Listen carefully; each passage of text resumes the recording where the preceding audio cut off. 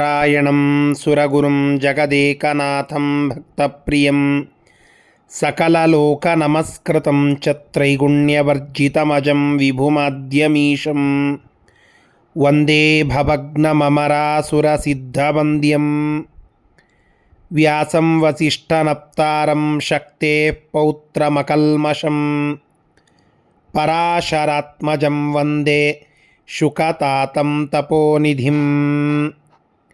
ಶ್ರೀ ಗುರುಭ್ಯೋ ನಮಃ. ಹರಿ ಓಂ. ವಿಷ್ಣು ಸಹಸ್ರನಾಮ ಸ್ತೋತ್ರದ 99ನೆಯ ಶ್ಲೋಕದ ಚಿಂತನೆಯನ್ನು ಇವತ್ತು ಮಾಡೋಣ. ಉತ್ತಾರಣೋ ದುಷ್ಕೃತಿಃ ಪುಣ್ಯೋ ದುಸ್ವಪ್ನನಾಶನಃ ವೀರಃ ರಕ್ಷಣಃ ಸಂತೋ ಜೀವನಃ ಪರ್ಯವಸ್ಥಿತಃ. ಭಗವಂತನನ್ನು ಉತ್ತಾರಣಃ ಅಂತ ಕರೀತಾರೆ. ಉತ್ಕೃಷ್ಟವಾಗಿ ತಾರಹ ಅಂದರೆ ಪ್ರಣವ ಮಂತ್ರ, ಅದರ ಜಪವನ್ನು ಮಾಡುವಂಥವರು ಉತ್ತಾರಾಹ. ಸನ್ಯಾಸಿಗಳು ಶ್ರೇಷ್ಠವಾದ ಪ್ರಣವ ಮಂತ್ರದಲ್ಲಿ ಆಸಕ್ತರಾದ ಜನರನ್ನು ಉತ್ತಾರಾಹ ಸನ್ಯಾಸಿಗಳು ಅಂತ ಕರೀತಾರೆ. ತೇಷಾಂ ಅಂತಹ ಸನ್ಯಾಸಿಗಳಿಗೆ ನಹ ಸುಖಂ, ನಹ ಅಂದರೆ ಸುಖವನ್ನು ಕೊಡುವ ಭಗವಂತ ಉತ್ತಾರಣಃ ಅಂತ ಅನ್ನಿಸಿಕೊಳ್ಳುತ್ತಾನೆ.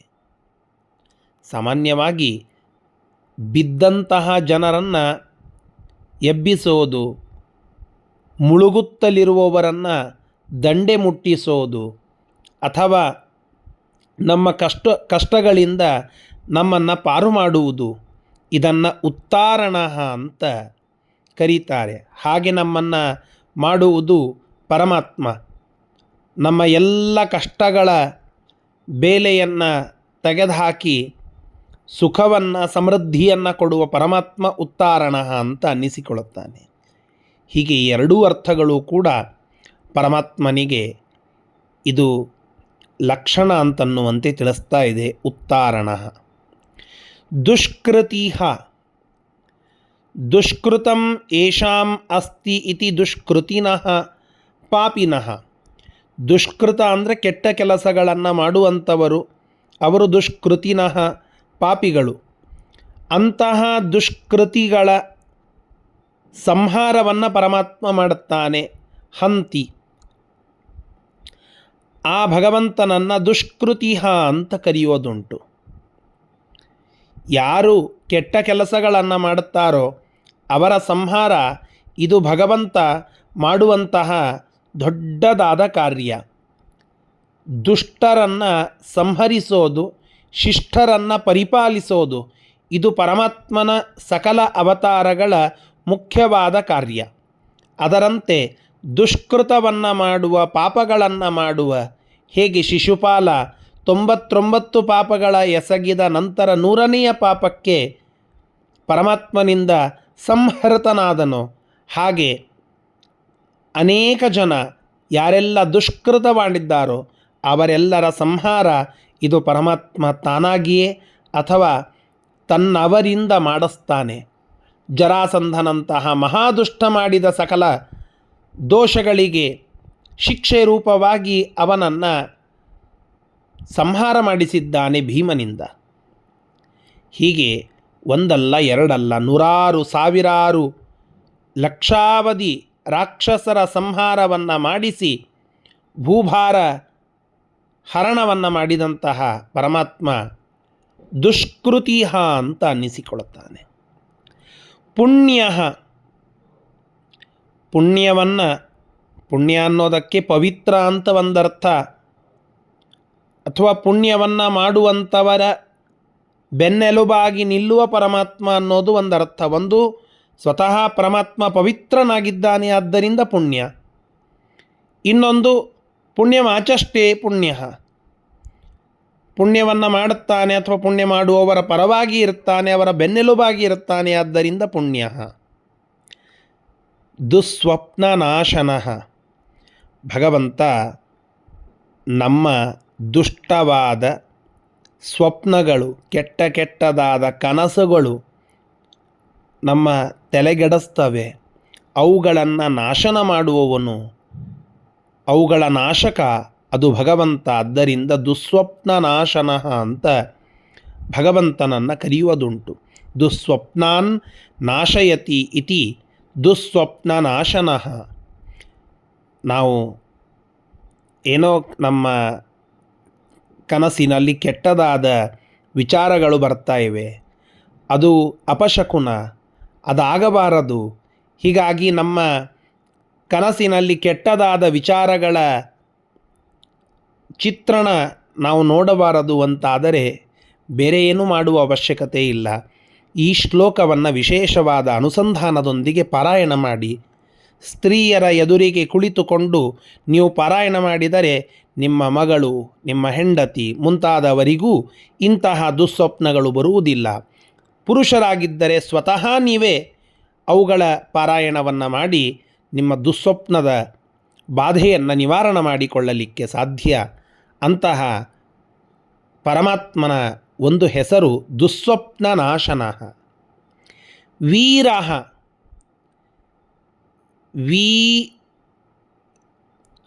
ಇದು ಅನೇಕ ಅರ್ಥಗಳ ಒಂದು ಸರಣಿ ಇಲ್ಲಿದೆ. ಹಿಂದೆಯೂ ವೀರ ಅನ್ನುವ ಶಬ್ದ, ವೀರಃ ಅನ್ನುವ ಶಬ್ದ ಬಂದು ಹೋಗಿದೆ. ಒಂದು ವಿಶೇಷವಾಗಿ ಮದ್ಯವನ್ನು ಪಾನ ಮಾಡುವಂತಹ ವೀರಾಹ, ಮದ್ಯಪಾನಿಗಳು, ದುಷ್ಟರು, ರಾಕ್ಷಸರು ಅಂತ ಯಾರಿದ್ದಾರೋ ಅವರನ್ನು ಹಂತಿ, ಸಂಹಾರ ಮಾಡುತ್ತಾನೆ ಅಂತ.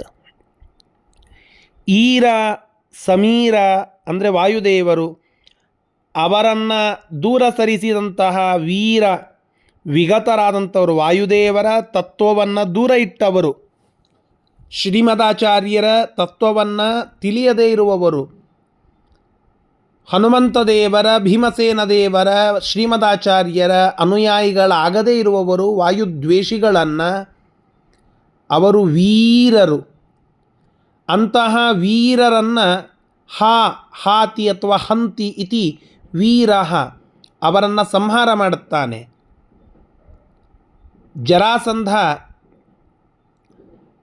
ವಾಯು ಜೀವೋತ್ತಮತ್ವವನ್ನು, ವಿಷ್ಣು ಸರ್ವೋತ್ತಮತ್ವವನ್ನು ಒಪ್ಪದೇ ಇದ್ದಾಗ ವಾಯುದೇವರು ಅವನಿಗೆ ಮೊದಲಿಗೆ ವಾದ ಮಾಡಿ, ಭೀಮಸೇನ ದೇವರು ವಾದ ಮಾಡಿ ಸೋಲಿಸಲಿಕ್ಕೆ ಬಂದರು.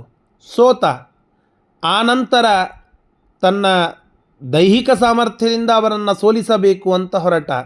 ಆಗ ಭೀಮಸೇನ ದೇವರಲ್ಲಿ ಇದ್ದು ಶಕ್ತಿಯನ್ನು ತುಂಬಿ ಆ ಜರಾಸಂಧನ ಸಂಹಾರವನ್ನು ಕೃಷ್ಣ ಮಾಡಿಸ್ತಾನೆ. ಹೀಗಾಗಿ ಯಾರು ವಾಯುತತ್ವಕ್ಕೆ ವಿರುದ್ಧರಾಗಿದ್ದಾರೋ ಅಂತಹ ವೀರಾಹ ತಾನ್ ಹಂತಿ, ಅವರೆಲ್ಲರನ್ನ ಸಂಹಾರ ಮಾಡುತ್ತಾನೆ ಅಥವಾ ಮಾಡಿಸ್ತಾನೆ ಪರಮಾತ್ಮ. ಆದ್ದರಿಂದ ವೀರಃ ಇದು ಭಗವಂತನ ಹೆಸರು. ವಾಲಿ ಹನುಮಂತ ದೇವರ ವಿರೋಧ ಪಕ್ಷದಲ್ಲಿ ಇದ್ದವ, ಅವನ ಸಂಹಾರವನ್ನು ಮಾಡಿಸಿದ. ಕರ್ಣ ಭೀಮಸೇನ ದೇವರ ವಿರೋಧ ಪಕ್ಷದಲ್ಲಿ ಇದ್ದಂಥವ, ಅವನ ಸಂಹಾರವನ್ನು ಮಾಡಿಸಿದ.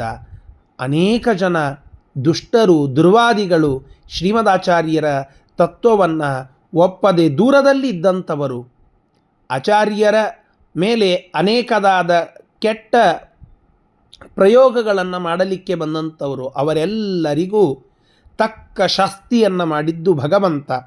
ಹೀಗಾಗಿ ಆ ಪರಮಾತ್ಮ ವೀರಃ ಅಂತ ಅನ್ನಿಸಿಕೊಳ್ಳುತ್ತಾನೆ. ರಕ್ಷಣಃ, ರಕ್ಷತೀತಿ ರಕ್ಷಣಃ, ನಮ್ಮನ್ನು ರಕ್ಷಣೆ ಮಾಡುತ್ತಾನೆ, ಆದ್ದರಿಂದ ರಕ್ಷಣಃ. ಸಂತಃ, ಭಗವಂತ